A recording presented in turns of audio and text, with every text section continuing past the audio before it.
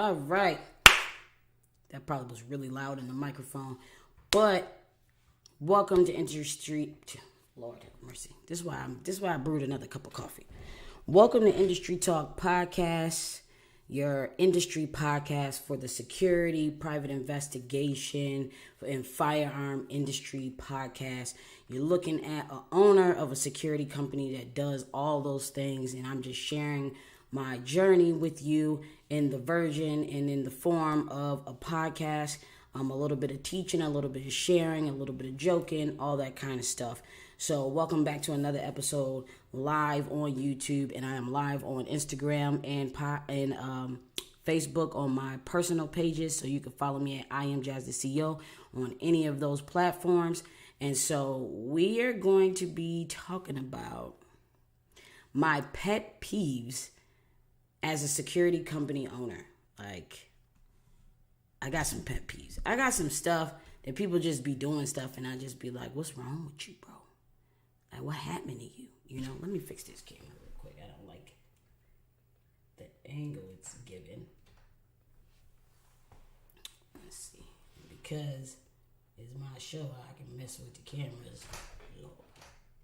I can mess with the cameras as much as I want. Alright. There we go. A little neck action. Let's see. It'll get unblurry real quick.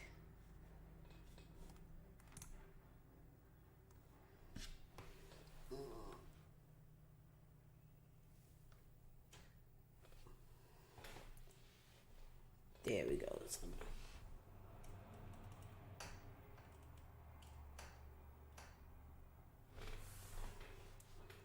That is the angle I want right there. There we go. Boom. All right. So it's live, so there's no editing that. I just got to do it. Now, today's drink of choice is coffee. I had a very busy day yesterday, and I can't drink right now. I'm tired.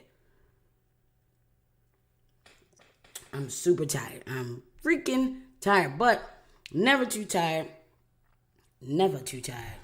to smoke a stogie. So we do have a stogie that today's broadcast is going to be testing and tasting. There we go. All right, so today's is going to be called La Aroma de Cuba, okay?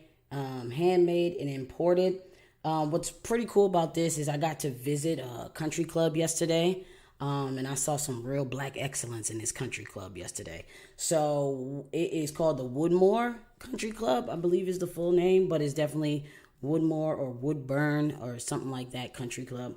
But they had an event and they had leftover cigars, and I got a cigar for coming in and viewing the country club. If your question now is, am I going to join a country club? Most likely, yes. That is in my dream to be on a country club. But for it to make sense. I can't just be spending money on a country club and it don't make sense business-wise. Maybe I'll do a financial episode where I say why these kind of things do make sense and why they don't. If I can get you out of here. Okay. The bottle made it look way bigger than it really was, but I guess they can't do big full-size cigars for free. So I'll show Facebook is the cigar, Insta, and YouTube, cigar. Let me see. There you go. I do like cigars with the little colored ribbon on the bottom.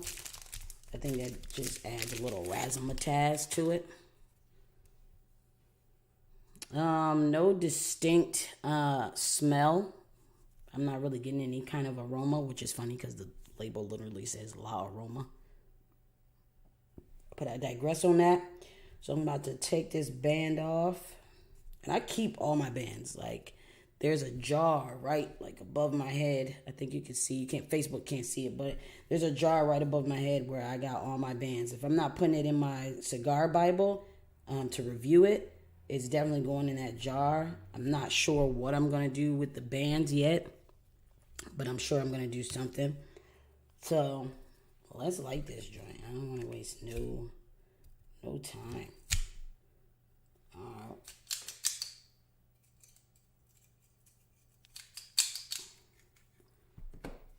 Not very hard. I don't know. The rapper's giving me cheapy. But let's see what we got, what we working with here.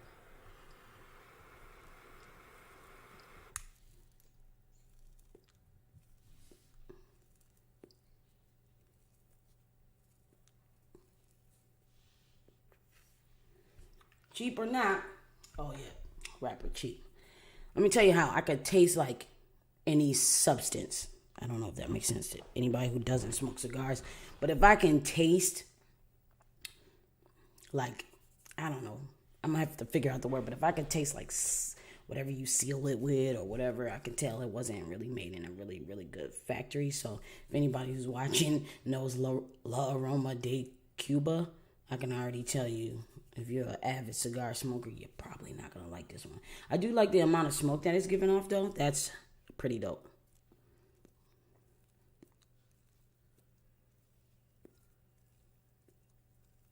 Because I've said before, in content or on the show, I do want my cigar to let me know I'm smoking a cigar. I don't want you to be like giving me off a little bit of smoke.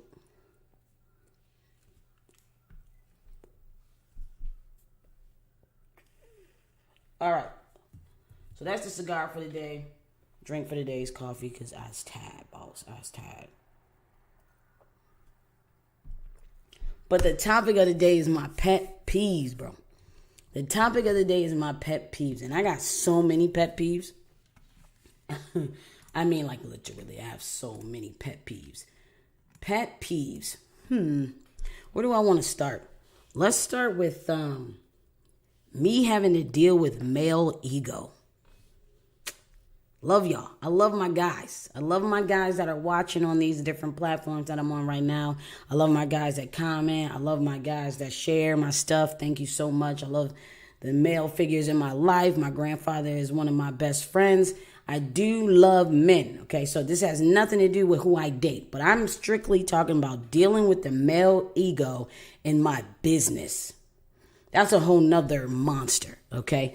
And it lets me know that I actually could not date a man because either I'd be getting whooped every day or I'd be whooping every day. Like, I know that my personality just can't do it.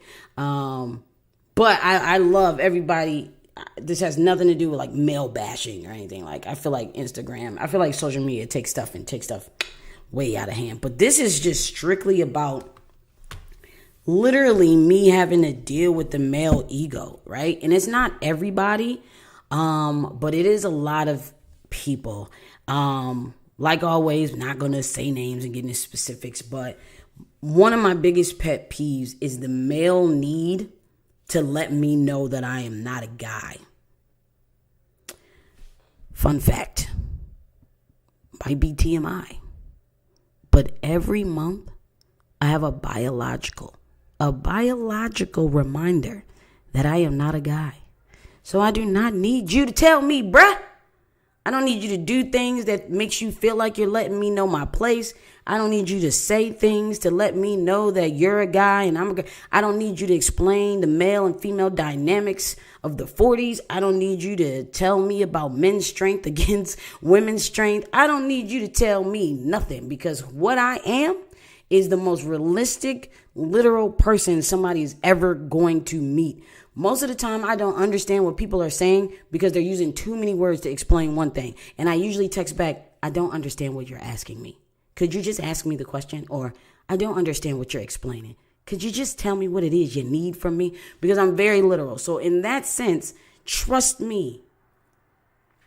If you're watching this right now, you know that I have been blessed up top. I don't need you to tell me that I'm a girl. I got this, bro. I know that, bro, I got this. I know that. And I'm saying this because I've had so many instances where underhanded, what do they call it? Passive aggressively, guys are just trying to make their testosterone known, bro. And it's just unnecessary. It's unnecessary because I also, if anybody on these lives know me personally, they know what I'm about to say. You also don't have to let me know that you're a man and I'm a female, because I also do not care. I don't care. I also don't care. Most of the time people are talking to me, I don't care. I just don't care. And I've asked God to work on that, for me, with me and help me through that. But I was born not caring. Like, I didn't care, bro. I used to say things as a kid, and my parents would look at me like, what is wrong with this child? It's because I was born with the I don't give up attitude. And you know what? I don't even think I think it's part of my heart. I just don't care. But when I do care, I care very, very, very hard. But I'm trying to tell you, strangers, I don't really care about what you got to say about anything. So let me give you an example. I have a client, and this client has a business. And there's this one particular guy in the business who literally has to let me know how many times he goes to the gym. He has to let me know why he doesn't think he needs security because he got this. He has to let me know, ladies first when we're walking through the facility and the doors. And see, there's a fine line in being a gentleman and being an asshole. Okay, so if you're a gentleman and you're opening doors, I don't say nothing about that. I will use my womanly woes as much as I want to. Trust me, I get free drinks and all, okay? You ain't going home with me. That's a whole nother story. We don't know. Some guys are just a little weird. But anyway, so he makes a point to be like, oh, no, women first. Okay, thank you. But you still got to go because I'm doing my job and you actually have to go first because you're messing up formation, my guy. And then let me see another time, I hurt my arm because I was fighting off a security company. They tried me. First of all, are you threatening me, bro? Because let's just get that out. Are you threatening me? Because I'm a little confused about that.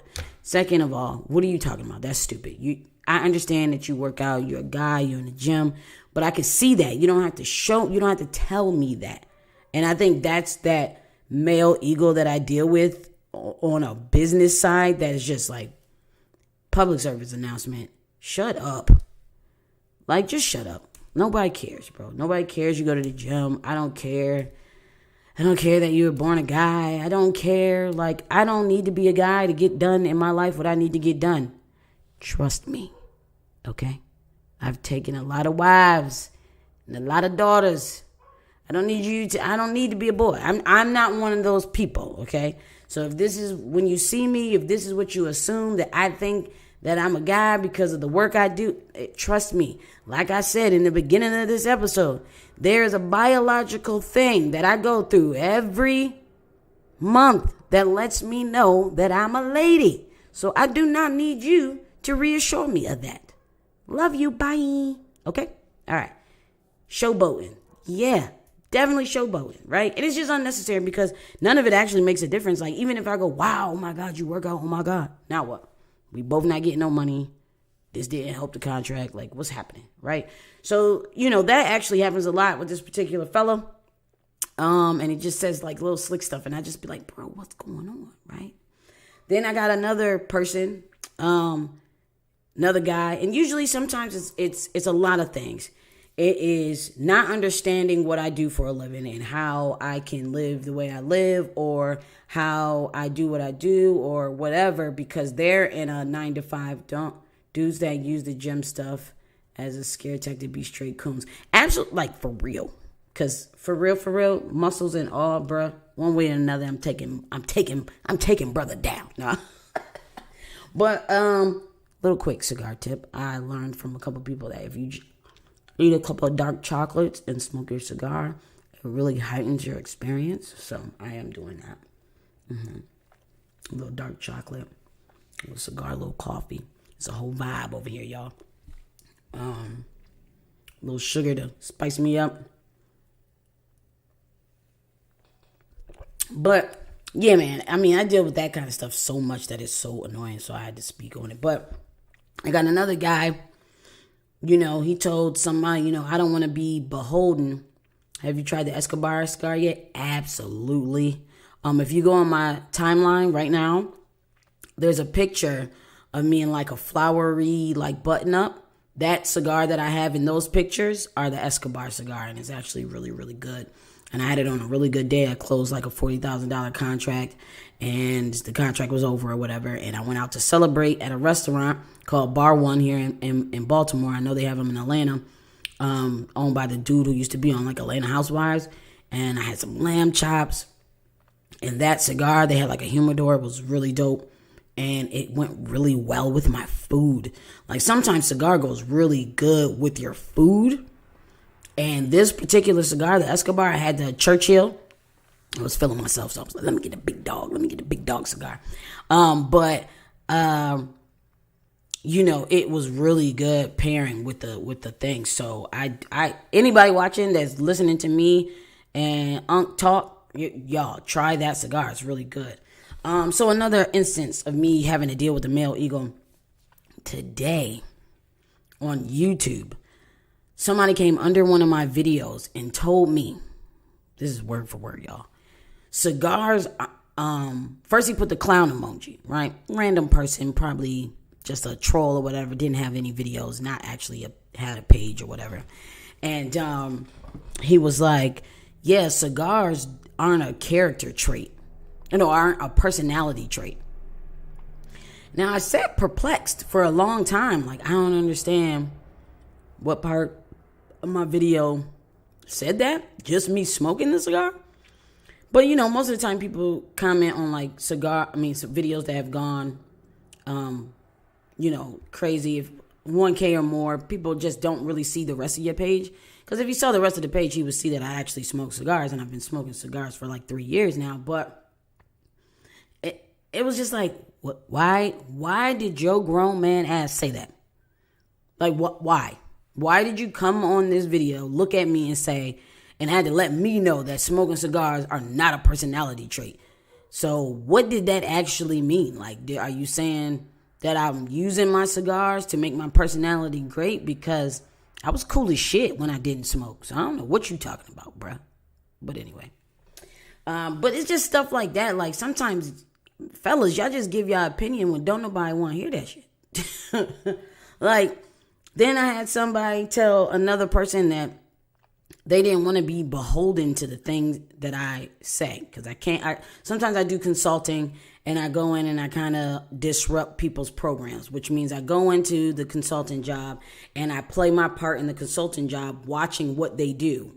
What's their tactics? What's their protocols? What do they do? Right? So I watch it and then I make my own. Hey, this should be like this. You should be doing this. You need one of these. Blah blah blah.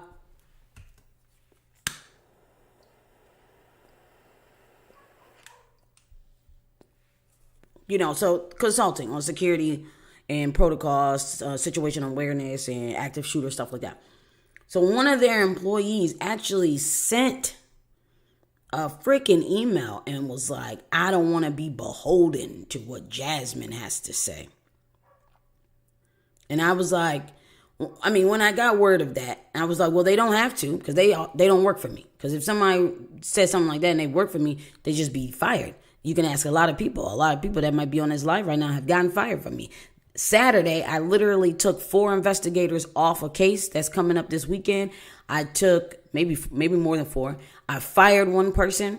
So, if that was the case, if you don't want to be beholden to me, that's fine. But his was strictly female because I've heard him around the office saying some sexist crap. I've seen he said stuff to me and he doesn't like me because I call him out on it. But but people really got to understand, like, just because you are a guy doesn't mean that in every physical aspect, as far as like security or safety doesn't mean you know what's best.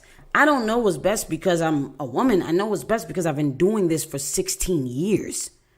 I'm not just some little short 5'3" girl walking up saying, oh, I know what's going on. No, I started out as an officer. I've been a federal officer. I've been working in investigations. I have plethora. I got a mother book, bruh. That's why I'm there. I'm not there because I look cool. It's because I know what I'm doing and I've proved it time and time. So what I'm not going to do with people is I feel like I'm not going to like try to prove myself to the individual who thinks that they need to prove themselves to me. So if you're one of those people and you're watching this, you might as well stop now because I do not care. I don't care about what you got to say, what you think, what you feel. It's just, that's right, stand firm. A lot of dudes have issues with themselves. That's really what it is. A lot of dudes have issues with their self. And I'm only saying dudes and not women at the moment because Trust me, it's some crazy women out there who be acting all kinds of way too. But right now, sorry, I live in the city, my window's open. Right now, where I'm at business-wise right now, I am dealing with a lot of male ego issues because I'm kind of moving up and getting different kind of contracts, and people are really upset about that. But yeah, so I deal with that kind of male ego stuff. I just don't really understand it because I do hold men to a higher standard than I hold women. It's just probably my granddad's fault because he is a guy's guy and he is a cool dude. And I think everybody should be like him in relationships, in, friendships, actual relationships, money, all finances, whatever. Like, I think this guy, my granddad, is like the coolest guy on earth. And I hold men to a higher standard. And I think the world's view of men now, and not older men who are becoming men now, is just, man, these kids are retarded. Y'all kids are retarded. I ain't got no kids, so y'all kids are retarded. Like, they retarded for real. Like, these teenagers, these 20-something-year-olds, these whatever, oh boy, right? And this leads me to my next pet peeve. Trying to be sneaky or trying to play me. Don't let these collar shirts and these suits fool you, okay? Because I'm not just an a-hole. Like, I had a lot of words and I just chose not to say them. But I'm a thug at heart. Like, come on now. Like, I don't play disloyalty. I don't play disrespect. Those two things right there, I don't care. As a business owner, I try to say things in a proper way and handle things so I'm not getting sued and all that, right? I got to think about all that. But you still will get smacked. Like, and I'm still going to cuss you out and tell you off, right? So let me tell you a story real quick. So this kid that just got hired less than 90 days, less than 60 days, less than 40 days. He goes to get his fingerprints done at one of my vendors, okay? And the vendor, one of their employees, also made a mistake. So let me just say that.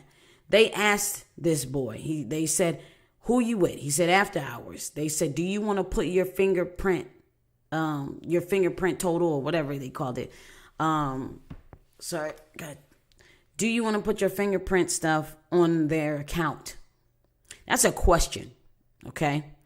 You got a chance right there at the end of her question to say yes or no. He chose to say yes. This kid texted me and asked me 20 questions a day about the same exact thing, not comprehending the same thing, asking me the same thing, different ways, 20 times a day. But you didn't think to call or text me and ask me, hey, should I be charging this to your account? Like, no. That's integrity. That's underhanded. That's integrity, and that's being underhanded. Because you ask me everything else. So it just baffles me that this one particular thing that got to do with money, you decided that this wasn't the thing you was going to ask. No. That's a choice. You chose to do that. Then 4 or 5 days go by. He never says nothing like, oh, I got my prints done. I put it on your account. Was that the right thing to do? Nothing. There's no aftermath. Okay, the aftermath was the vendor calling me because I sent somebody else to get their fingerprints, and I was paying for those fingerprints. And I told that person, have them call me to confirm and get the company card number. I didn't give the card number to that person. I didn't give them authority to just put it on there. I said, have them call me.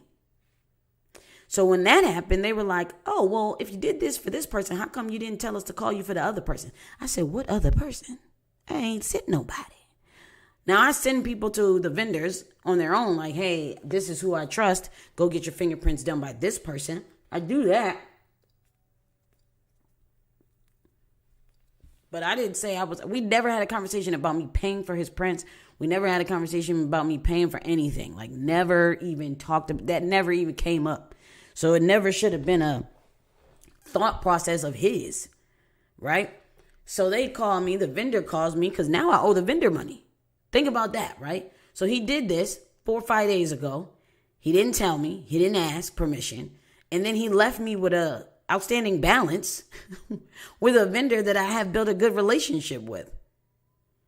Bruh, what part of business? And if you don't know business, what part of the game is that? That's not cool. So I end up having to pay the thing, and then I end up hitting them up like, run me my money. See, that's where, that business owner, nice little, hey, so it seems to be a little mistake. Yeah, you charged something to my... No, I was past that. And I recorded it. Hey, what's up? What's up? Oh, this is being recorded for quality insurance and training. Oh, okay. Yeah. Did you charge something to my company account? Because I built the company to even be able to have a charge account at a vendor. You ain't do that. So you better not be charging nothing to nothing without permission from me. Like, I don't know where they do that at. That's like going to the plug and you saying put it on Hoblo's joint and Hoblo didn't give you permission. Hoblo gonna kill you. Hoblo gonna kill you. You can't be doing that. That ain't how that works. So, he goes, I said, did you charge something to my company account without permission? Here's the next pet peeve. That story was to lead me into my next pet peeve. Okay, if you just tuning in, this episode is about pet peeves of mine as a security company owner. My next pet peeve is unnecessary stories. If I ask you a question, most of the time, this is actually a woman tip right here. If we ask you a question, most of the time we know the answer. We've already done our due diligence. We didn't already done our digging. We didn't already realize that our gut feeling was correct. If we ask you a question, fellas, we already know the answer. Or we've already made up our mind. Could be either one. So if I ask a question, I really only want a yes or no. I don't want to know about your dog, your ribs. I don't want to know about falling off the balcony 2 days ago. And I don't want to know all this. So he goes into this story. I can't remember one word of this man's story. He goes into this full-blown story. And I say, yo. Did you charge something to my account without my permission? Yeah. I think I said yes or no. He said, yeah. I said, okay, run me my money. Period. All this stuff that you're talking about doesn't matter. Right? That's this new generation, they wilding out. They want, even when you're trying to give them a chance to be better and do better, they still be wilding out, bro. And I take baby steps with these young people because I feel like, well, no, I was never. I had like a federal job at 23, so I don't count. But I do, give grace where grace is due. But not playing with my money and my, relationships business-wise. Not playing with that. You don't get no grace. Your grace is that I don't turn you into Maryland State Police and make you lose all your credentials. That's your grace. But other than that, nah, fired. Wrote up a suspension letter, boom, sent it to him, boom. Guess who never responded?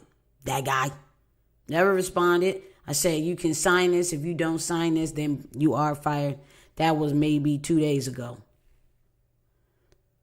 Some of these people can't go on the journey with you. And as a business owner, especially as a security company, I have learned that some of these people cannot go on the journey to my $1 million valuation that I'm trying to get to. And I have to look at everybody in that way.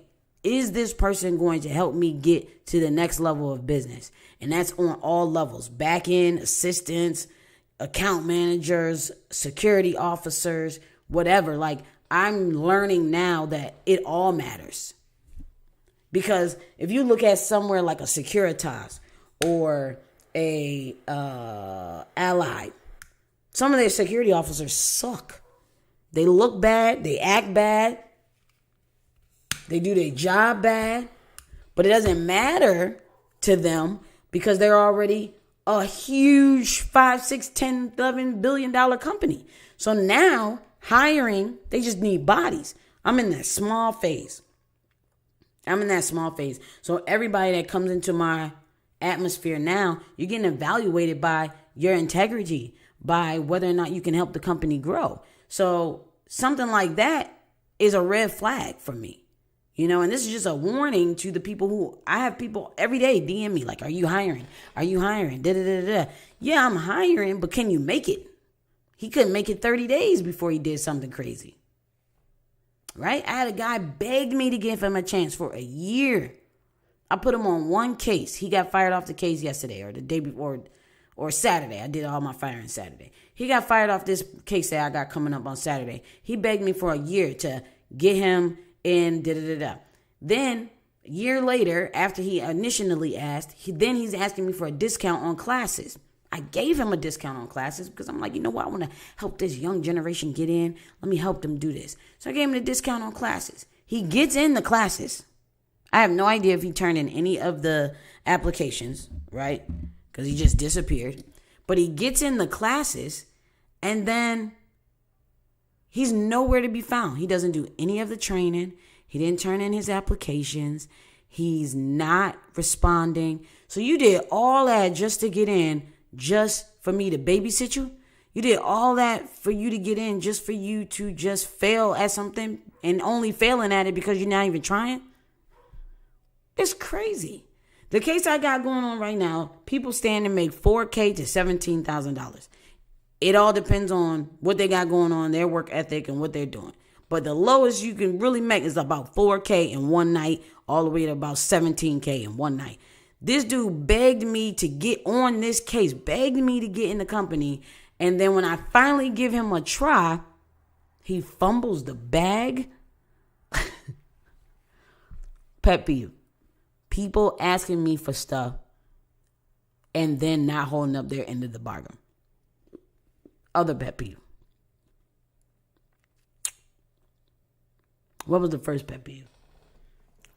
Me dealing with male ego. People trying to let me know that I'm a lady. Taking my bag. No, a lady shouldn't be carrying this. Bruh, this is my damn gun case. Move, boy. I don't need you to carry that. Now, I'm all for opening doors, but some of these people be pushing it. And then when you kind of be like, I'm good, thank you. Oh, see, you one of those. There you go. You just, you act like you don't need a man.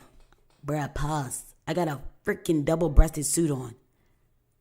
The man I need is my grandfather and my father. Thank you very much. And my little brother. I'm okay. Thank you so much. Love you. Bye. Okay? So that's my number one pet peeve because I've been dealing with all week. I didn't have some situations. Okay? All week. And then the next one is asking me for favors, but then not holding up your end of the bargain. Here's my last example on that. I had another guy, former student, former security officer, everything, whatever. He's worked for me before. Literally came and saw me and asked me, I need help getting this. I'm not really, financially, I don't really got it. Where's this other light on my...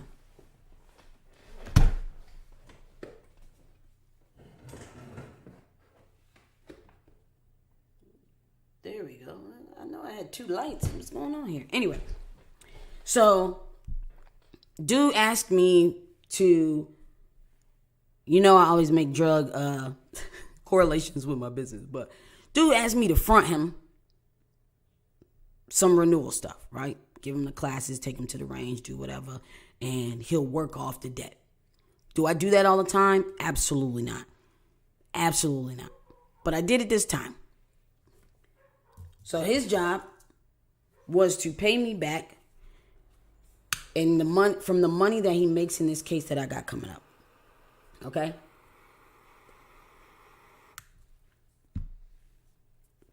All he had to do was take the classes. He didn't have to pay up front for him. He asked me to front him. I fronted him this stuff. I gave this stuff to him. The agreement was that he works the case. I take what he owes me out of the case, and then he gets the remaining balance. Do you know I had to kick him off the case Saturday? I had to kick him off the case, and while I'm writing the message to let him know that he is no longer on the investigation team, I'm thinking in my head, like, what is wrong with these grown men? I'm giving you a bag. I'm putting the bag in your hand, and you fumbling it. It don't make no sense to me, especially somebody who says, I don't have any money. Because I've been broke before. And if somebody gave me a chance to do something that would make me $4,000 in one night, and I had just can't, if you've listened to any of the other podcasts in the beginning of the season, I talked about fumbling the bag where I lost my car, my house, my business, everything. So if somebody walked up to me and said, listen, I know you're going through something, but I'm going to give you a chance to do this, that, and the third, get your stuff up.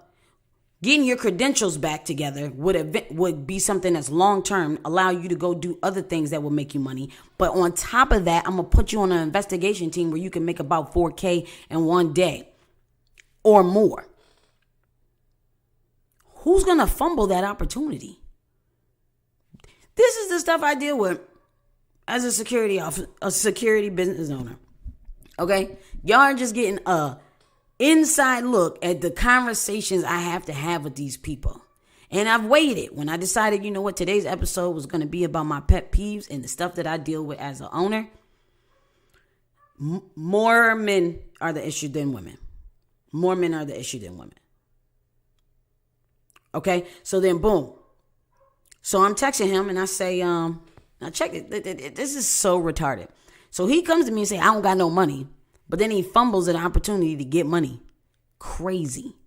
So then as he fumbling this opportunity, the case is happening this weekend. So what I did was anybody who wasn't performing well with the tasks that I've given in the 2 weeks prior, because I started this team, I think March 31st. So anybody that wasn't performing well in the last week or two, I was like, hey, listen, let's try this a different, let's do something else.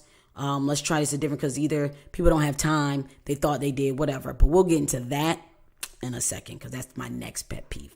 So, I cut them. Hey, some people I cut just because they just wasn't performing well. Some people I cut because I understood that they were too busy to be on here, but I can't babysit. I'm running a business. I'm not running a baby. So I'm like, yo, we'll do something next time. I got other stuff going on. I'll put you on those teams.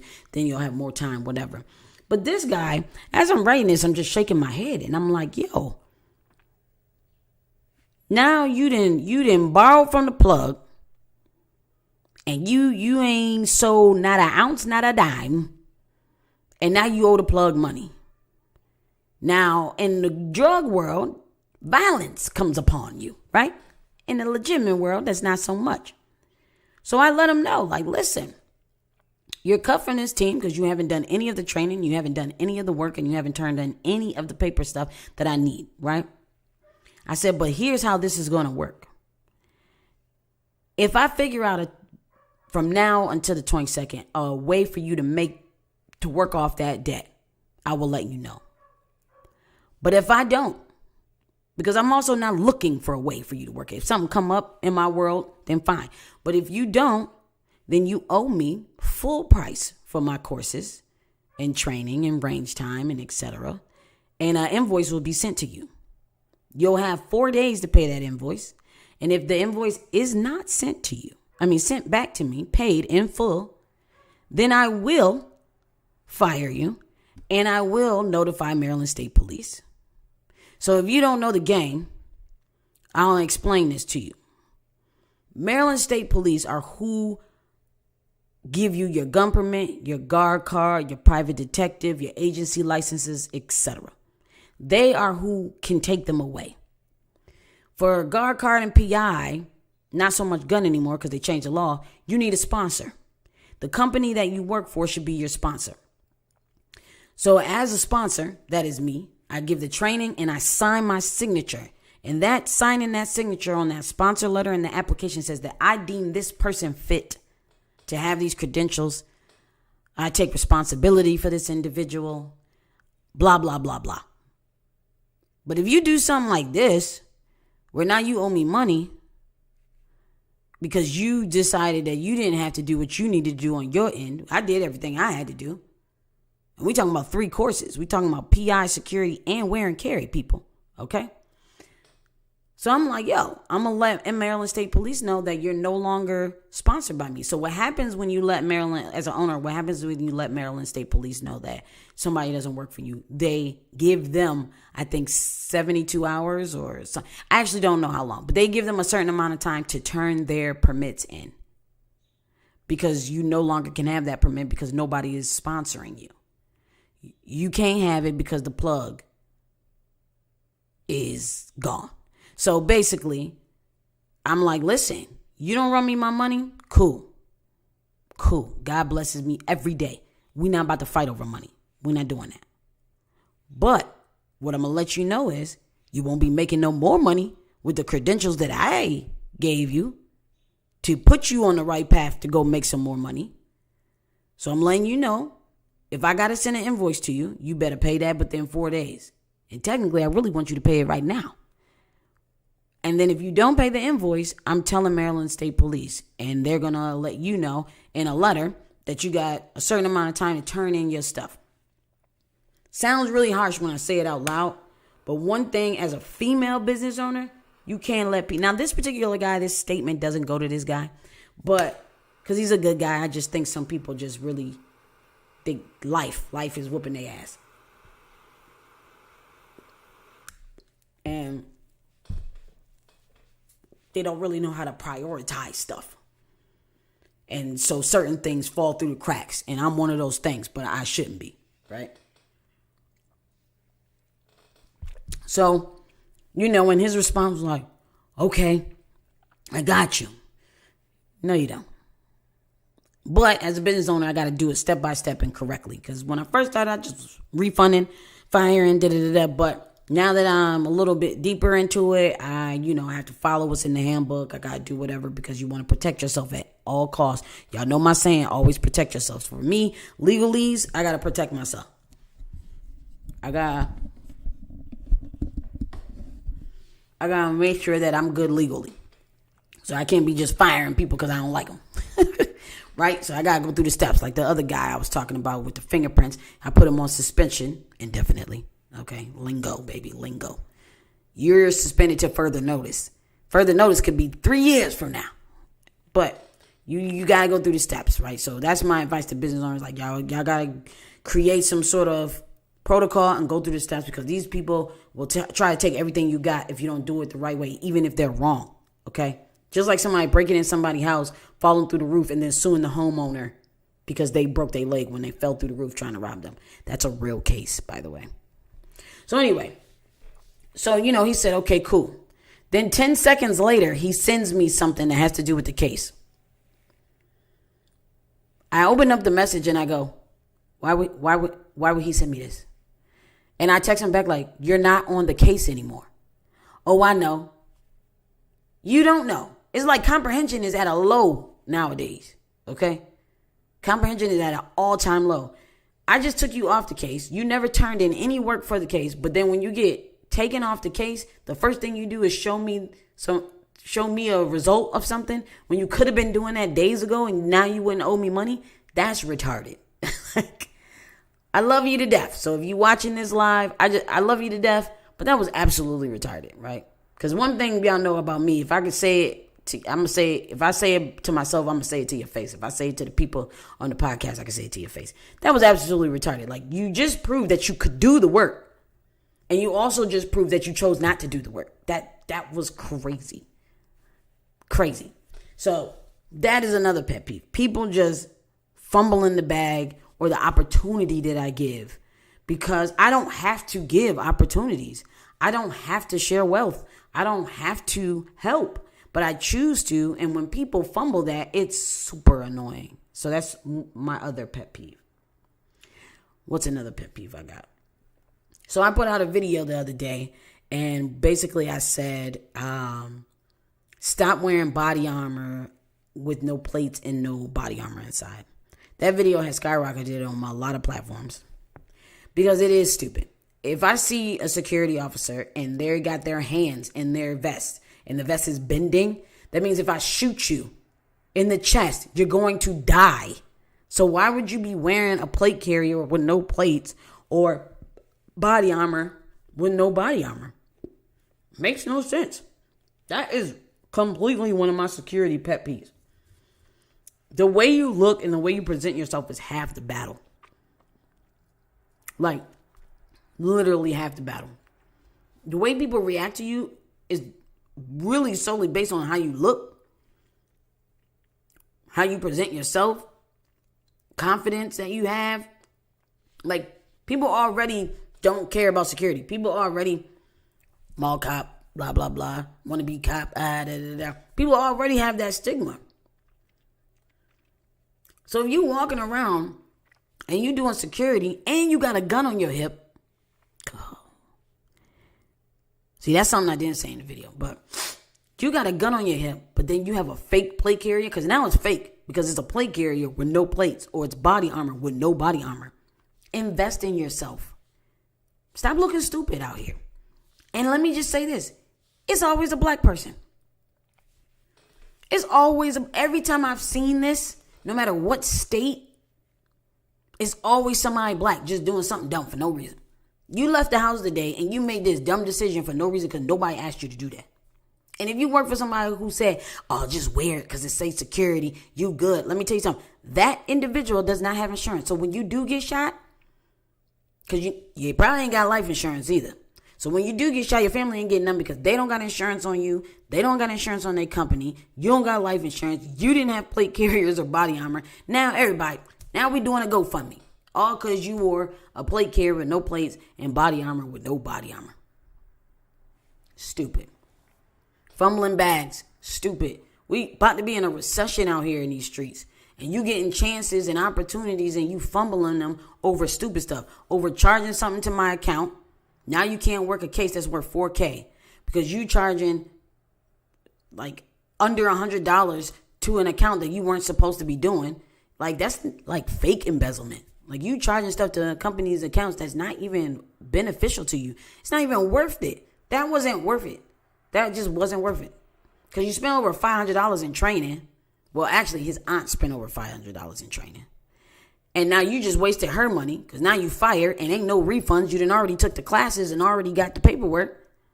So now you didn't waste your aunt time and money. And I'm pretty sure she worked hard for her stuff.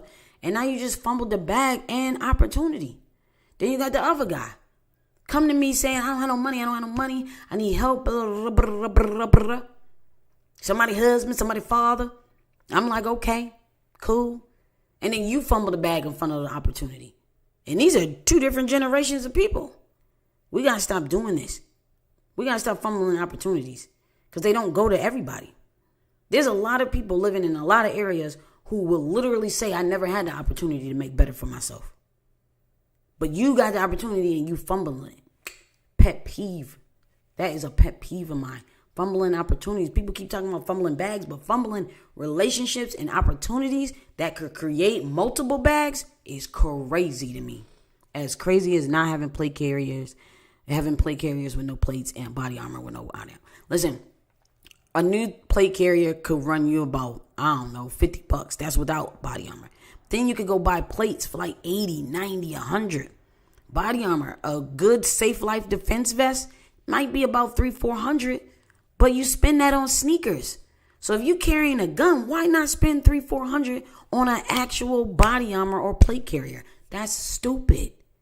You're putting your life at risk. If I'm a criminal, I'm shooting you first just because you look stupid. I'm shooting you first just because I know you're going to go down because you don't have no body armor. The Buffalo shooter, white kid, who wasn't security, wasn't police, he came in the store with body armor. So it is accessible to you because it's even accessible to the criminals. So if a criminal is going to go somewhere to do a crime and still wear body armor, why are you going to work as a security officer and wearing body armor with no plate and no armor? Doesn't make any sense. Please make it make sense. If it makes sense to anybody, go ahead and comment right now so I can shut up and you can tell me this can't be a pet peeve because it do make sense, Jasmine. I'm ready for that. Please let me know that it makes sense. I'm going to just sip my coffee while I wait for you to let me know it makes sense. I'm assuming that don't nobody got an answer for that. Matter of fact, if you're watching, comment one of your pet peeves. Don't got to be about my industry. It could just be a pet peeve in life, things that you've been experiencing. Go ahead and tell me what your pet peeves are right now. Because we all got them. Snoring could be a pet peeve. Chewing loud. Oh, smacking. Bro, I hate that. I know somebody that dates somebody that smacks on a regular. I don't know how she do it. It's crazy.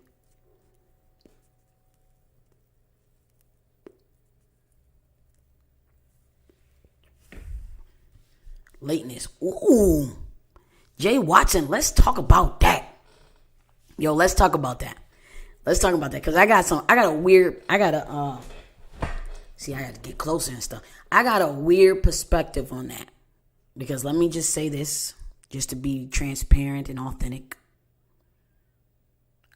I used to be the latest person you will ever meet. I mean, I'm late to weddings. I'm late to funerals. I'm late to my own wedding, my own funeral.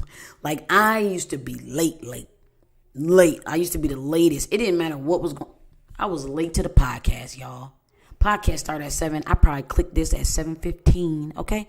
I'm always late. I'm telling you, I'm always late. It could be, I'm late for a lot of reasons. Overthinking, and that could be, if it's a meeting, I'm overthinking what's going on in a meeting. I might be overthinking what I'm wearing. I might be overthinking a lot of things, right? So I'm late for that. And then my other reason for being late is because I don't want to go. I don't want to be there. And I'm leaving the first chance I get. After I give about 4 hugs, I'm out. Love you, bye.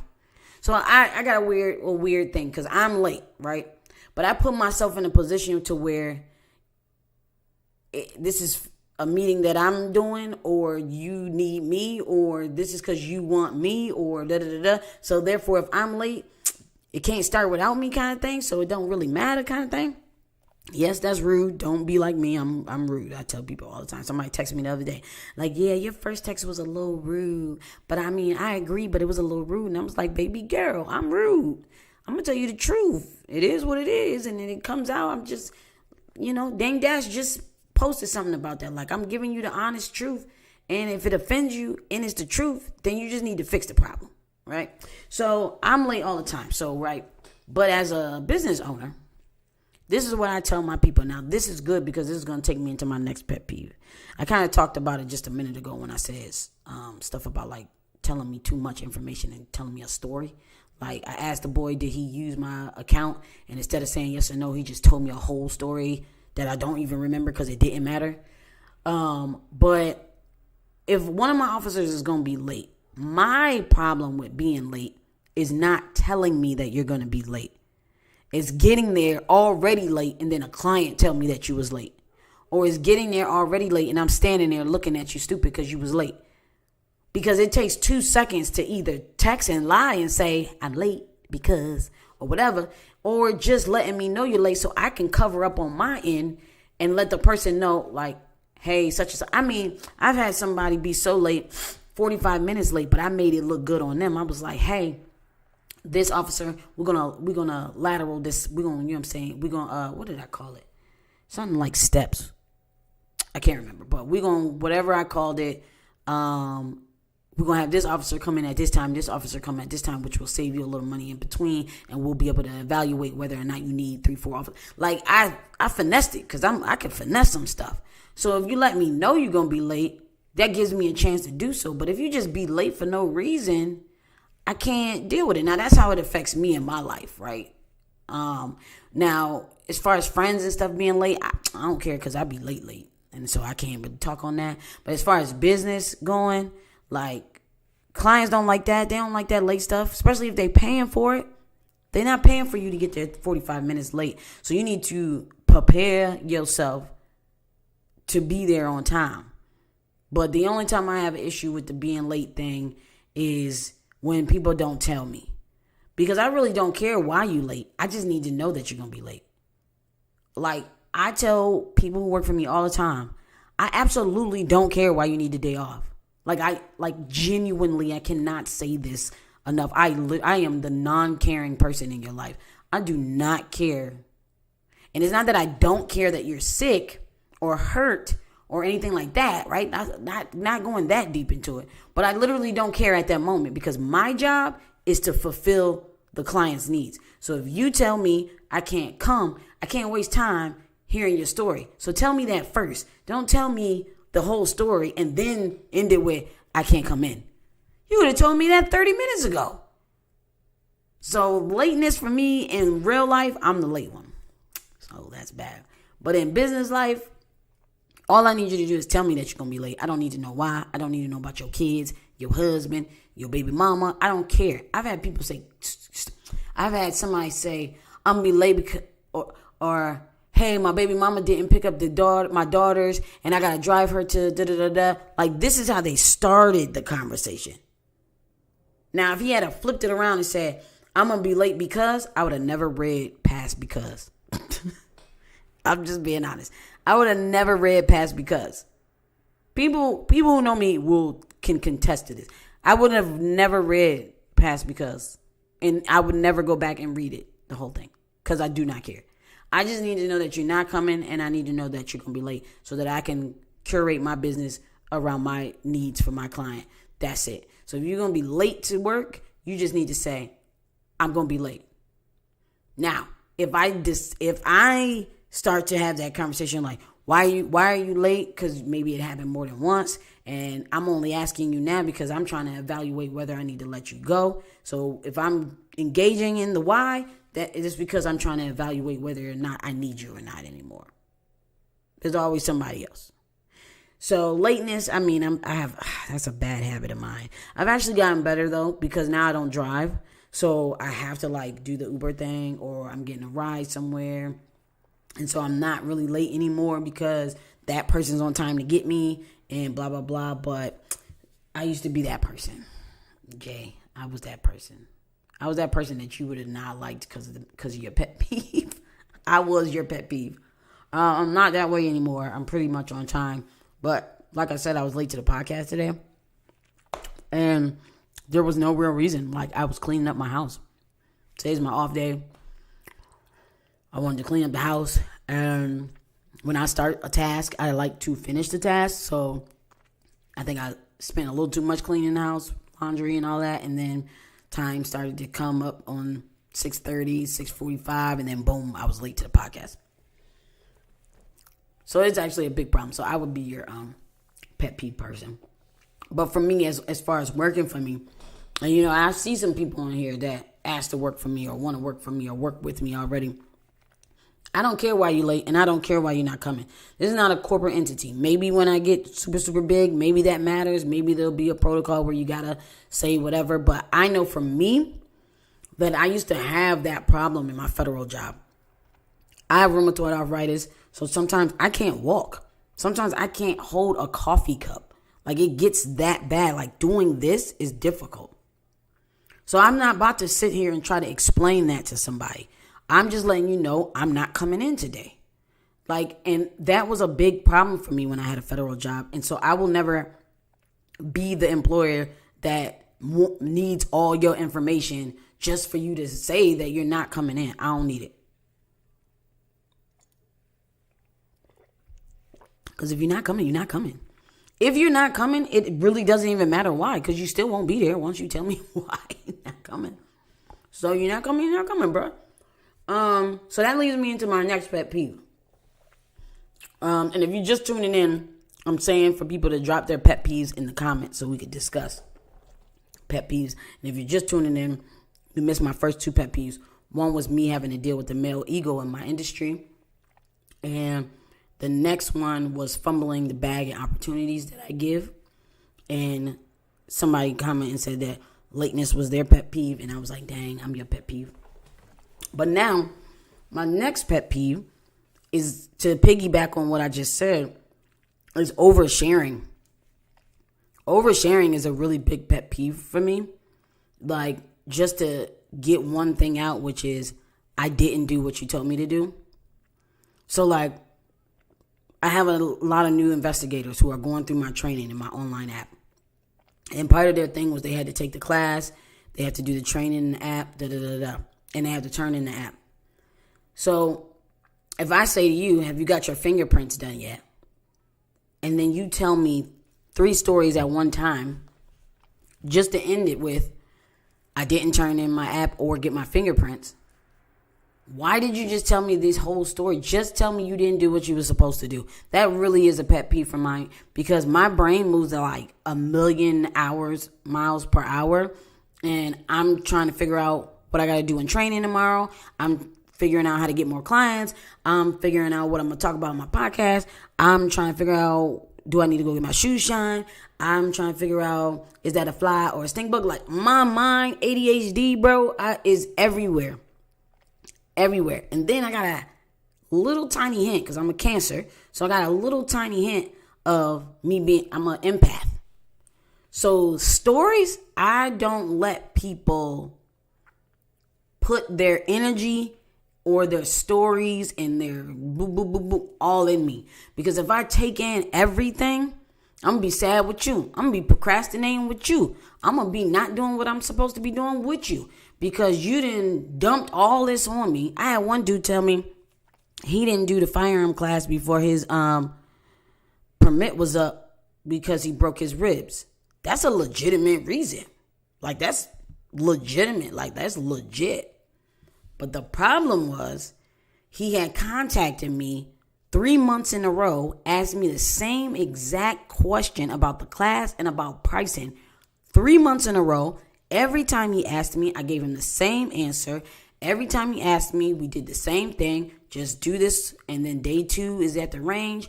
We can schedule a range day. Every single time we did that same conversation, he never went through the whole process. He never did. So when I said this last time, I was like, bro. I don't care about all that. You don't care about my ribs being broken? Obviously, they feel better because you're using a lot of energy to yell. And I know that your ribs got to hurt when you yell, so I don't know why you're doing that. But it wasn't particularly about his ribs that I didn't care about. It was the fact that your history showed that no matter what happened to you, you wasn't going to fulfill your duties. And I think that's what people don't understand about being late or not showing up or giving excuses. It's a pattern. People know I'm going to be late because I'm late all the time. It's a pattern. Whether it's bad or good or whatever, I can't be mad at somebody being mad at me about being late because I know I be late. These dudes be coming at me because I don't want to hear their stories about why they didn't fulfill their obligations. Why they didn't turn in their application. Why didn't they go do this? I don't want to hear that. That is such a pet peeve of mine, for a grown man to tell me mad stories just to end the story where I didn't do what I was supposed to do. And I'm saying this is a pet peeve because it's not a new pet peeve, but this pet peeve has been happening to me all week long. One dude told me he couldn't do what he was doing because he was driving. I said, bro, you was driving for 24 hours? Are you or are you not a truck driver? No, I'm not a truck driver. Then, bro, you wasn't driving that long to where 2 days later you couldn't do one little thing. Absolutely not. Y'all gotta stop with the excuses. Yeah, I am a big time procrastinator. Like, people think I hustle. I do, but I do battle procrastination. So I do understand procrastination. But the thing is, when people don't understand that they're a procrastinator, they get offended when you call them out on their procrastination. And this is male or female. Because there's a lot of women on my line right now telling me a whole bunch of stories about stuff I don't care about. And then they're wondering why they got left on red. And I don't even have an iPhone. You getting left on red because your story does not negate the fact that you didn't do what you were supposed to do. That's the point. My pet peeve is you using a story or an excuse to try to negate the fact that you didn't do what you were supposed to do. That's not how life works. That's not how your flat tire doesn't negate your obligation to get to work. It is a reason why you may be late or why you can't come in, but that doesn't mean the employer can't be upset about it, because it also doesn't negate their obligation to whoever their job or their business or their client. So all these excuses y'all using, and I'm saying y'all is a broad spectrum. If I didn't do something, my accountability, my personality, that accountability part of my personality is at an all-time high. Oh, I'm dating this person, we didn't work out. I'm not one to be like, she. No, I wanted something from her that she couldn't give. And I was forcing her to be somebody she can't be. I was putting too much pressure on her. Maybe that was me not giving her, like, literally. I can look and say, you know what? I saw the red flags. I shouldn't have chose this person to be who this person wanted to be. And you can't make people who you want to be, especially if they're not ready to be that person. So you got to take accountability. So in stuff like that, I take accountability. Same way in business. If I can't be somewhere, bro, I can't be somewhere. I'm quick to tell somebody I'm not answering the phone. I don't have the capacity. Because I'm just very accountable and aware of y'all got to start doing that to yourselves. Like, if you can't do nothing, this leads me to my next one. So stories, excuses, I have texted so many people this week, I don't do excuses. Yo, check this out. I just got a WhatsApp message from somebody who I hadn't talked to probably in a month, who I ain't talked to in a month, who just asked me was they going to be doing the investigation next Saturday. Girl, no, you not on that. No, girl. And I hope you're watching. Girl, you not doing that investigation. Girl, you know, girl. You didn't even do great the first time you did the investigation. Now you want to do it again, and you ain't talked to me in a month. So you just think that you're going to hop on at the last minute and make some bread. These people crazy. This is what I be dealing with. I'm sitting on live right now telling y'all my pet peeves as a business owner, and one of them happened. You ain't going through no training, no nothing, but you just think, today Monday, so Tuesday, Wednesday, Thursday, Friday, 4 days before the actual investigation, you just going to hop on and make some bread. Absolutely not, man. Have a good night. Like, look at this finger. Let me tell y'all a little secret. This right here, aggravated face.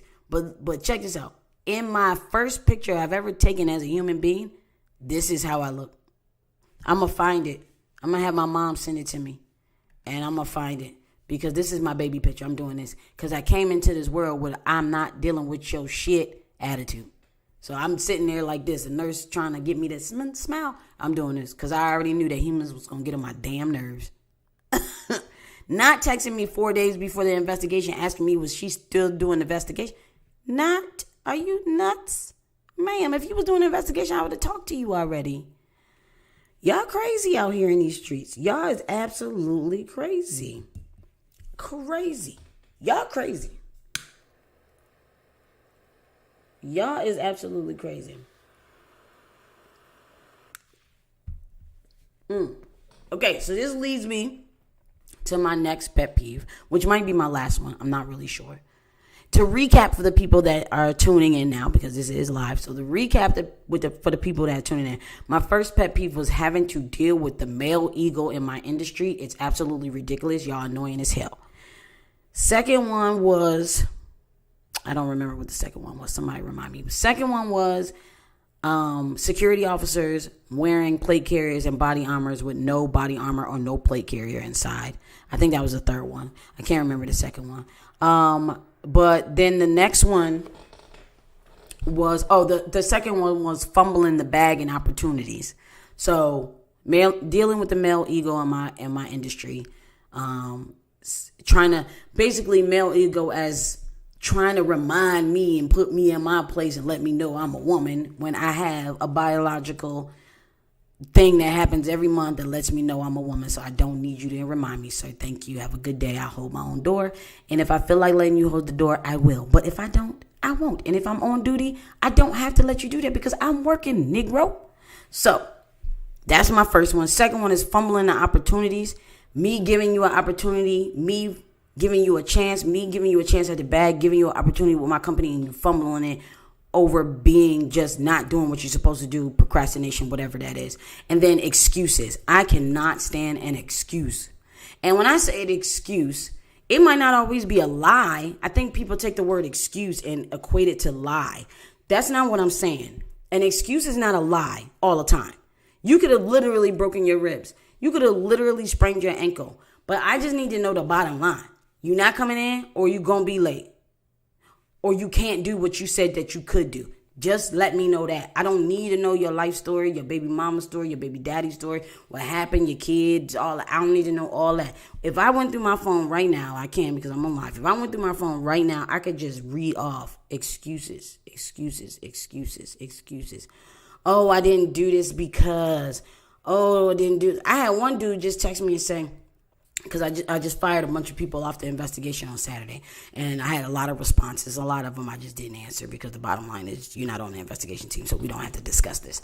But I had one dude tell me, I had a lot of family stuff going on and I couldn't do it and da-da-da-da. Now, what's crazy is dude posted on Facebook every single day during this family crisis.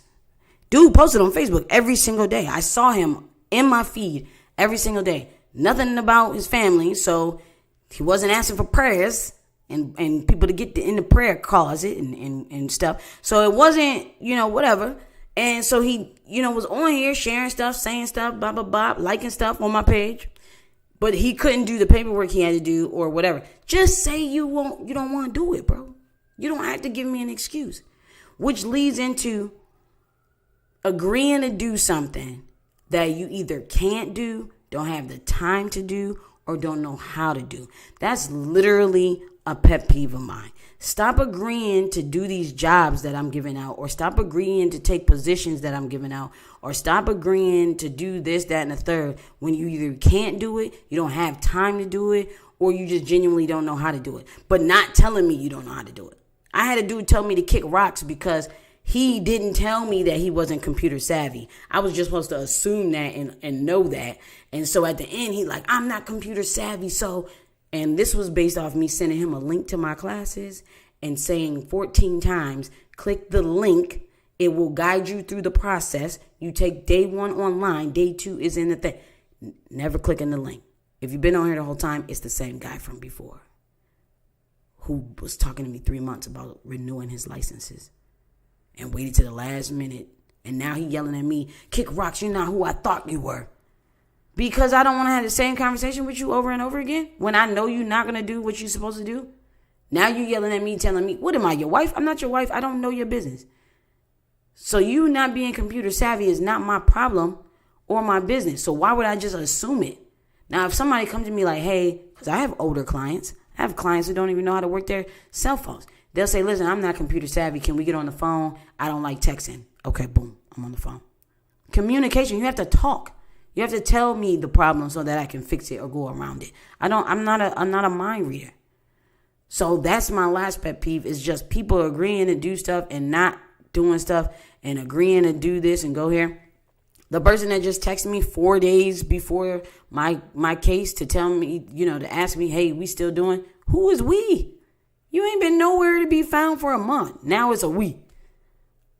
I'm a vessel, but I ain't stupid. The Lord uses me to put other people in the place that they want to be and give opportunities for people to get to where they want to get to, but he ain't make me stupid. So if you're just using me for certain things, it's not going to work out for you because I'm Buffalo ain't just snow, bro.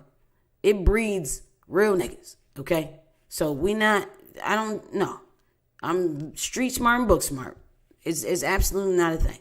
You're not just going to come and latch on to my success or my opportunities at the last minute and just, if you can't do it, just say you can't do it. And I'm speaking about this person because I've given process server jobs to this person. And I had to take 2 process serving jobs from this person and give it to a different process server because they took all the paperwork and the jobs and then text me like, I don't have time to do this now. I can't do this because my work schedule, I don't have time. Oh, I'm tired. I run a business, not a charity. I run a business, not a human, grown-up daycare. If you can't do something, stop taking these opportunities and stop taking these jobs and these side if you don't have the time to hustle. That is a huge pet peeve because it wastes my time, wastes your time, but it wastes my time, my resources, and my money. And I don't have time to do that because I also have clients who are looking at me and not you. And they're looking at me like, what's going on? The last time I did the case that I'm doing on Saturday, I had about 6 individuals, including this individual that just texted me. And they half-assed through the whole case. I was the only person that got paid in full because they half-assed through the whole entire case. And now they looking at me like little kids in the playground wondering why their ball got taken because they didn't get paid. Because they half-assed through the whole thing. They half-assed did the training. They half-assed paid the attention. They half-assed did the work, but they want to be fully paid. No. So that's why this time, people who half-assed it for those first 2 weeks during training and getting in their paperwork and doing what they got cut on Saturday. Now they giving me all these long 2 double text excuses on why they shouldn't be cut or why they want another chance later on down the line. No, man, this is your file. Back in the day, you used to have a employee file and all your crap be in there. It's up here for me. No, I now deem you late. I now deem you as always got an excuse why you can't do something. I now deem you as a procrastinator. I now deem you as I'm not going to waste time on you again. Because I'm trying to get to a $1 million evaluation. That is actually my real goal, y'all, out here in these streets. My goal is to take my company, After Hours Security, and make it $1 million evaluation. $1 million evaluation. That's my short-term goal. So because that's a short-term goal, and to some people on this live right now, that is an impossible goal in their thought process. Like, how are you even going to do that? Can you even do that? The way I think, that's a short-term goal. So because that's my short-term goal, just imagine how I'm not about to play with y'all. Just think about that. If that is my actual short-term goal, to have my company be evaluated at $1 million valuation, you think I got time to play with the procrastinators and the excuse makers and the non-doers in the 4 days before an investigation trying to get on and make some money? No, ma'am, no, sir. No, ma'am, no, sir. Right? So that's my rant for tonight. I don't know. I think I'm done. I think I'm done ranting. But that is my pet peeves.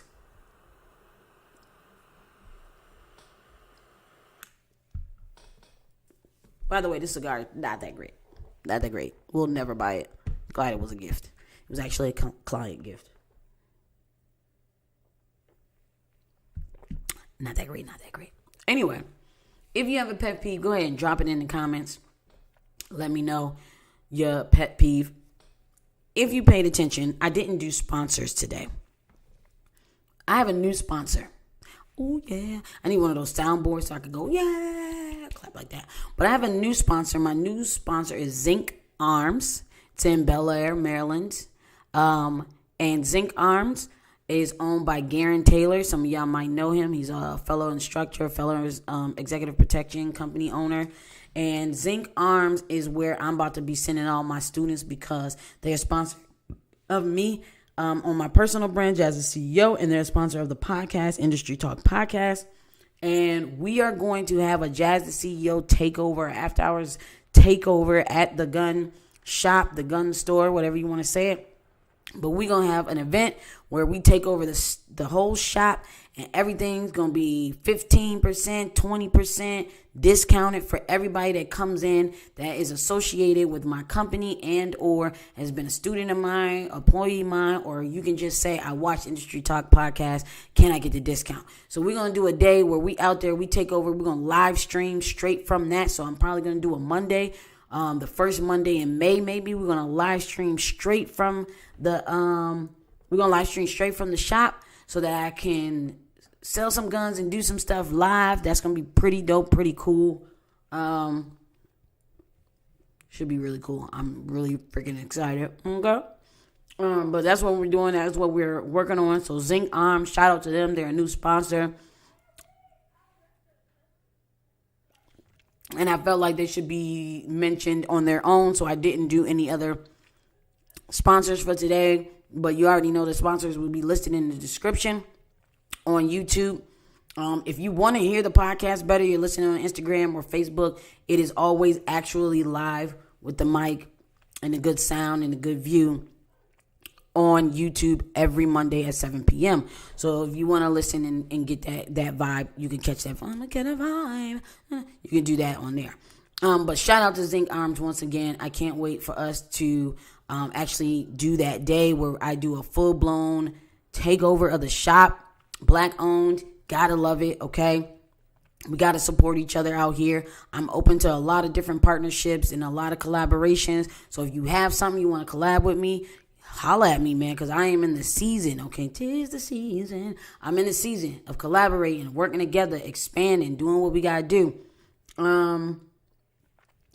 What else? What else is the church announcements? Besides that, man, that's pretty dope. Like, I'm excited about that because guns ain't cheap, ammo not cheap, but we might be giving away some boxes of ammo on that day. We might have food. Who knows? You know, it's going to be hot, so we might do a little barbecue situation. They got a huge parking lot. So if you want to be involved in that, if you got something you think you might want to sell that day, you want to be a vendor outside, like, let me know. We're going to make this dope situation. Of course, it's not going to be no, like, it's an event where there's no, like, ticket or whatever, but you do have to be some sort of student of mine, employee of mine, or a watcher of the podcast to get the discount.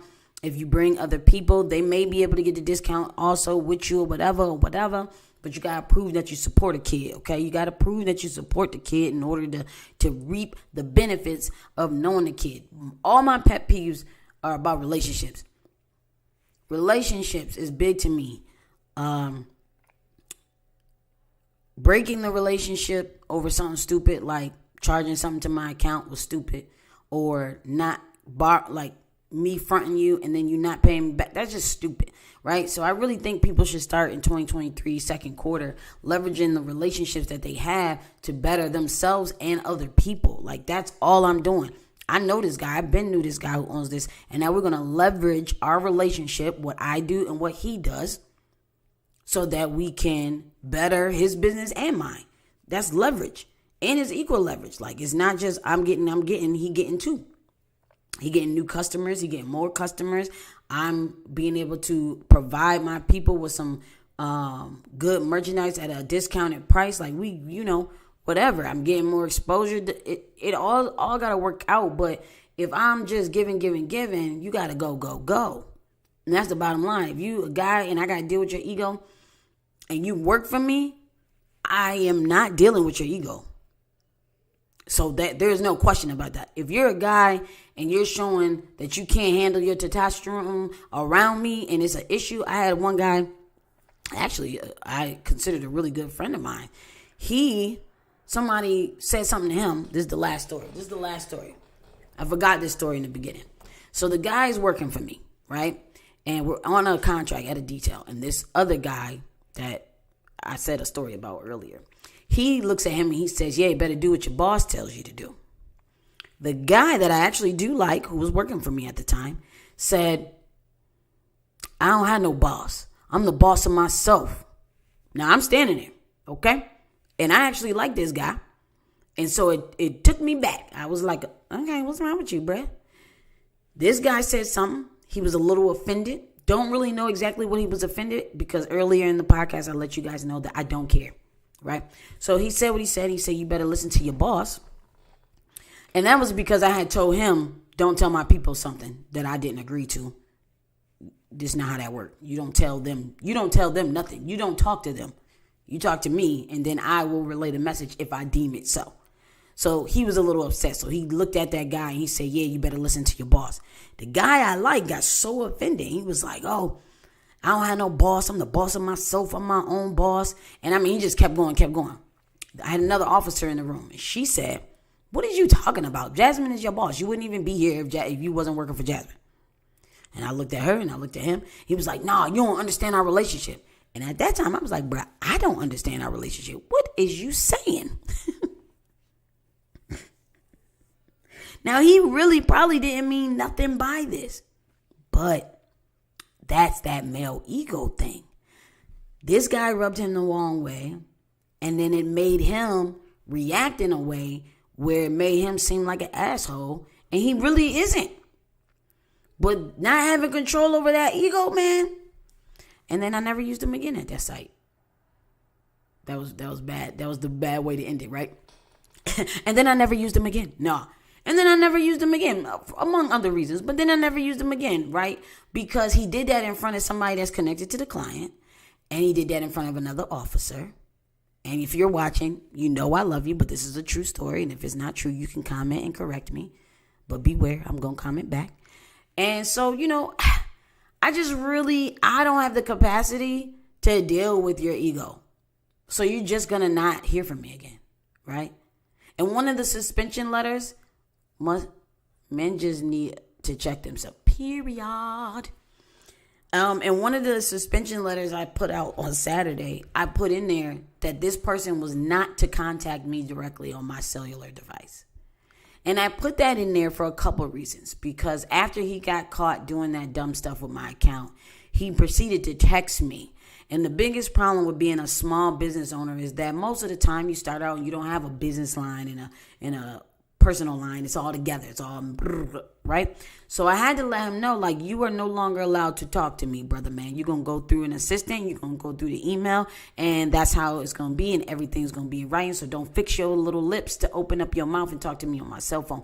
Because really it's helping me. Because I don't want to say nothing crazy and get in trouble for it. Like, I can't get in trouble for it, like, people-wise. But, you never know who's going to try to sue you over something. And I got stuff to lose. So I don't want to do that.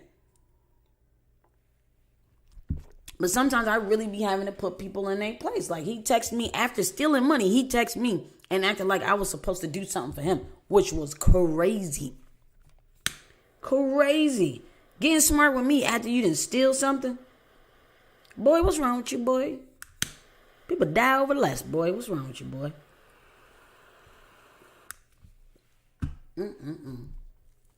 So, yeah. So, that's... I think that's all my pet peeves. I gotta think, man. Dwelling on that security thing. Just security people looking stupid in general. Because it's so easy to not look stupid that when you look stupid, I feel like you put a lot of effort into it. And not just the empty plate carriers and empty body armor. You needed what? The story about the boy stealing money? I told it in the beginning of the podcast, but I will reiterate. So what happened was the boy went to get his fingerprints done. And the lady who was doing his fingerprints said, "Who are you with?" He said, "After hours." She then proceeded. Now, this was her fault, too, because I did talk to the vendor. I did say, like, tell your employees don't be doing that. Blah, blah, blah. And he said, okay, cool, boom. So she said, "Are you putting this on their account?" And he proceeded to say yes.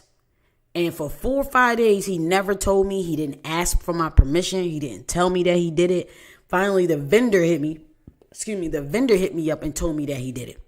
Because at this time, I owed him money.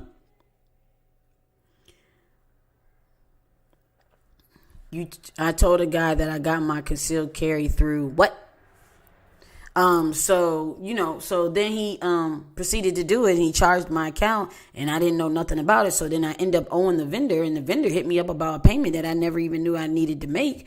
And when I asked him, he tried to give me some whole excuse. He blamed it on the vendor, and I was like, bro, yes or no? Did you charge my account? Finally, he said yes, and I was like, fired. So that's pretty much the whole story.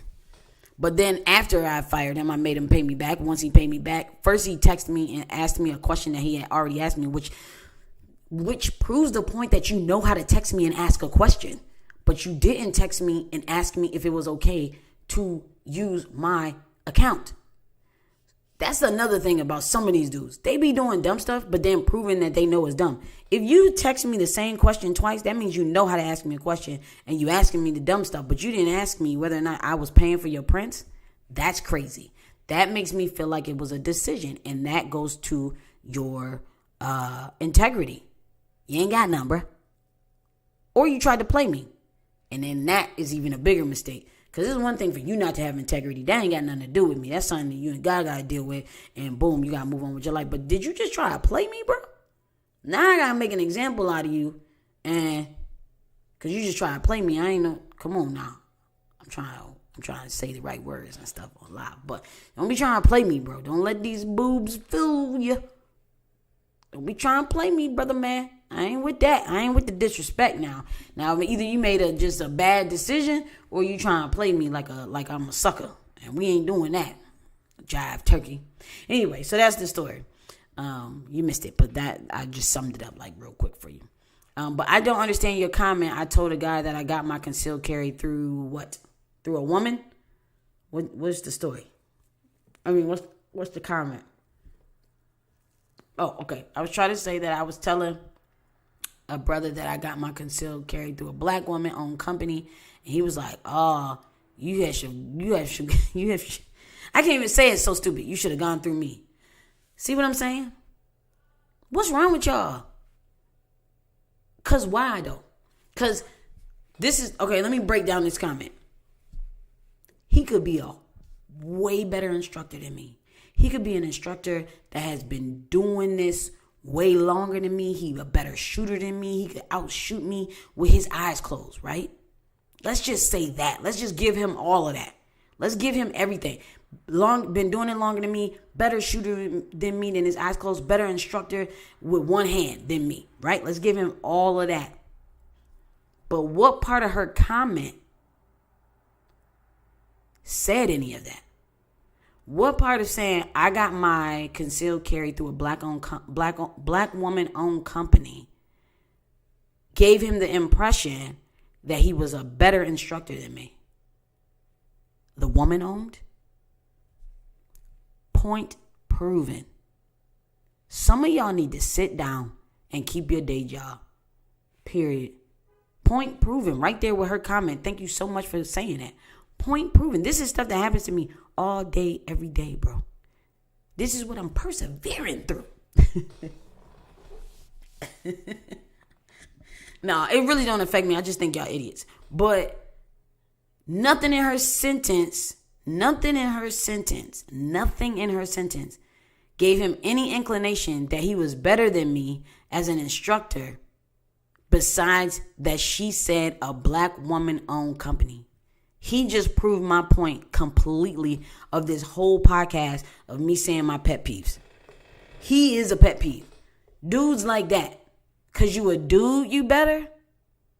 Because trust me, I train enough women and enough men to know that dudes ain't always better shooter.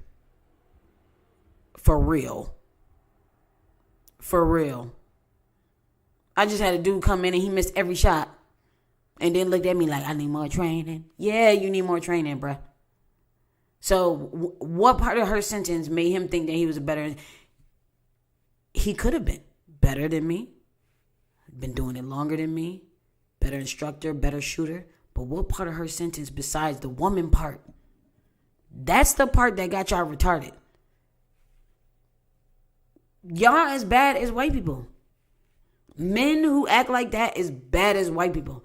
White people who think they're better than you because you're black, you doing the same thing, acting like you better because you a man. Period. You're doing the same thing, bro. That's why it's called racism and sexism. Racism, worse. But sexism, you're doing the same kind of things. You just might not have the power that real racists have, but you still doing the same. You still following the same format. Saying stupid stuff out your mouth and moving in the same way, acting like you better just because you have a penis. If that was true, there wouldn't be that many gay people. No, I'm just playing. I don't want to get into that conversation. Lord knows I don't want to get into that conversation. My pastor had a whole gay sermon yesterday, and my phone been blowing up. What do you think about what he said? I think that what he said what he said. I don't got nothing to do with that. I specifically was looking for a black woman-owned company. Yo, I have a lot of people that do that. And I appreciate you, Vegan Soul Fest. I haven't even announced that we're doing that yet. I'm going to do that on our page, that we're doing security. But now the people who are watching, you're hearing it here first. After Hour Security is the official security vendor of Vegan Soul Fest 2023. I forgot the date. Sorry. I just did earlier this morning. I just did my vision statement for my brand, people, and revenue for 10 years out. So I'm thinking about y'all talking about 2023. I'm talking about 2032. Like, that's where my mind is. That's why I can't be taking in people's stories and excuses and all this stuff, because my brain is on 2032. You talking about why you can't come to work, why you didn't turn in your application, why you late, why in 2023. But my brain is all the way to what I'm making in my business in 2032. We not the same. We not on the same wavelength. We not there. We not mentally together. That's probably why I'm single as well. I'm expecting people to be on that same level, and I ain't found that yet. For real. There's other reasons, because I'm an asshole as well. But, I'm in 2032. Y'all telling me about how you can't get fingerprints done in 2023, and I'm talking about I'm trying to hit a $5 million evaluation in 2032 or something. Like, we just not the same, bro. We not the same. But big ups to that guy who thinks because he's a man, he's better than a black woman owned training company. And I'm here to tell you that, honey bunny, it ain't the truth. And I always say I am not the best shooter or the best instructor in the world. There's many of us out here, and there's many people that could outshoot me. But that ain't the point. Can I teach? Can I lay down the fundamentals? Do I have avenues for you to get better? I have other instructors that I take certain people. Oh, you want to know AR? You want to know red dot? You want to know this? Here, go to this instructor. Go to that instructor, because I know that that's their lane and they're better than me in that lane. Therefore, I direct my students. My students aren't my property. They are people I'm bringing into this gun world and this self-defense world, and then I give them what they need to flourish in it. These people out here who try and steal clients and bash other people and say, y'all just don't. Y'all just stupid. It's enough money out here for everybody. There's no need to hate. It's ridiculous. It's 8:56. I'm hungry. I always say that my podcast is going to be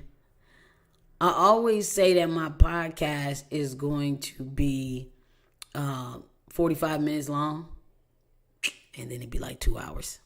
But y'all be on here with me. It'd be y'all fault. Y'all be talking to me and I be on here. But listen. Pet peeves, man. Pet peeves. Like, I'm somebody's pet peeve and then I got pet peeve. I just learned today I'm somebody that follows me pet peeve. Like, they hate lateness and I be late to everything. I was late to the podcast. So, I'm sorry. We probably couldn't be friends because I'm late to everything. But you got to take people as they are and where they are. That's what I'm learning too. As far as employees, I'm doing a lot more hiring. The way I used to do hiring for the last 3 years of my business, I'm changing the whole game. I'm not hiring the same way. Just because you took my training class don't mean you can work for me. That used to be the case, but people, they don't live up to the expectations I have for my company. And so now that's not the way I do business. Yeah, I be intense, and you got to take it or leave it, That's just, who I am. Yeah, I'm really intense. And for men, a lot of men, I just learned that somebody, because I had a meeting yesterday with my client's PR person, and in that meeting, we discussed the particular guy who doesn't work for me, works for them, had issues with, and said that he didn't want to be beholden to the things I tell him to do. And I actually learned that day that he was in an abusive relationship. Like, his wife be beating him up. Not funny, not a joke. But outside of the house, he wants to pretend to be an alpha. He wants to pretend to be in charge. He wants to pretend to be whatever it is he wants to be in the house. But that don't got nothing to do with me, right? So if my personality triggers you, which is a possibility, I just had a whole live with my investigation team, and I was like, listen, I'm gonna say exactly what I think, exactly when I think it, the way it comes out. My tone could be crazy, but I love you. That's why I'm giving you opportunities. That's why I'm giving away classes. That's why I'm giving you a $300 class for free. That's why I'm investing in you, paying for prints or doing this or doing that, because I believe in you. So don't let my tone deter you away. That's just my personality. But people, I'm not everybody's cup of tea. I just posted this like yesterday. I'm not everybody's cup of tea. And I also don't want to be. I also don't want to be everybody's cup of tea. But this guy trying to be alpha male at me over something he don't even have the authority over, because he not alpha male in his regular life. That ain't my problem, bro. You're gonna have to deal with that problem on another page. That's not a page in my book that I care about what you got going on, and you're gonna be acting crazy to me because you can't do that with your own lady. No, sir. But knowing that allowed me to go, okay, it's not me. It's him. Great. Because I did think, oh my God, why am I having so much trouble with this guy? It's me. No, bro. It's you. Fake alpha males are the worst, because there are alpha males. And I get along with alpha males a lot. I actually get along with the actual real alpha male, because there's a lot of people who pretend to be alpha males. But I get along with alpha males so much because they don't have any insecurity. They don't have insecurities. They know themselves. They know what they talking about. They ain't got what you got going on. Don't got nothing going on with them. Alpha males, them is my guys. And I know a lot of white alpha males. And they are a-holes. I mean, I play golf, shoot guns, and smoke cigars. That is my person. A certain tax bracket, 50 and up. Oh my God, them is my people. One time in my therapy, she said, "What do you identify as?" Now I know that she was trying to get me to identify as some gay, But if you know me, you know I'm gay by myself. I don't do the rainbows and the colors and the names and the letters and all that stuff. Blah, blah, blah, blah, blah. I ain't there. But, so I know she was talking about that. But I'm like, girl, that's not what I'm here for. So I said, I identify as a 50-year-old white man. And she stared at me for a good 30 seconds without writing or saying a word. But later on during our journey together, she said, now I understand why you said that. First, I thought it was a deflection, but now you're really saying blah, blah, blah, blah, blah. And I was like, yeah. So alpha males, man, I get along with alpha males a lot because I'm not a bullshitter and I don't take bullshit. But some of these people, some of these guys, these pretend alpha males, I am too intense for them. I'm too straightforward. I'm too honest. I'm too much for these guys sometimes. And they can't hide it sometimes. Sometimes it just be like, now I've never gotten to like a full-fledged like argument. Maybe close, but I also don't argue. I'm small, I'm fat, I ain't trying to be out of breath. If it's time to hit you, now I'm out of breath because we argued for 20 minutes. I ain't got that to do. So I just be looking at people like they crazy. But this non-alpha male, these fake alpha males, pet peeve, bro. I've been dealing with it so much lately because I've been out like working so much and getting different clientele so much in realms that I've never gone into. And it's crazy. It's crazy. Yeah. I do as a 50-year-old white man, Caucasian man. Yeah. I mean, and when I say white man, I'm going to explain. I mean, one that's in a different tax bracket than me. Okay? Financially free. Maybe retired, but CEO or CFO of the company. I'm talking about khaki pants, blue dress shirt, and navy blue blazer, or dark blue jeans, brown dress shoes, navy blue blazer, and white shirt underneath. Like, I got a type, okay? I got a type. But, alpha males, I get along with it great. These other guys, they my pet peeve because they just be giving me this attitude where I don't really be caring. So it's like, why are you even acting this way towards me? Like, I said what I said. I'm going to do what I'm going to do. Take it or leave it. You don't have to be here. You don't have to stay here. Like the guy who's my client's employee who said that they didn't want to be beholden to what I had to say. You know what I did?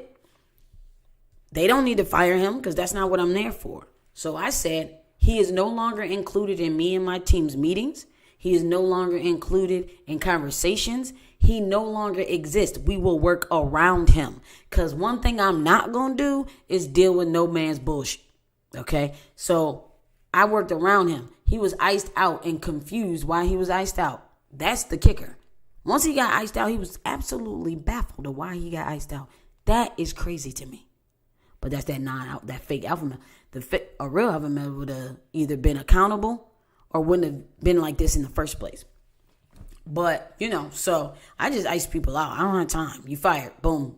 Suspended. Boom. Here's your refund. I don't got time. People get smart, do whatever. I just refund them. Bye. Your money is not going to take my peace or my sanity. Men don't appreciate being confronted by a confident, secure, and herself black woman with a gun. Yo, this is true. This is very true. It's very sad because... Actually, it's not sad. I don't even care about y'all. For real. I've had people, like I said, like 2 weeks ago, I got told kick rocks by this guy because I wouldn't baby him through the daggone registration process.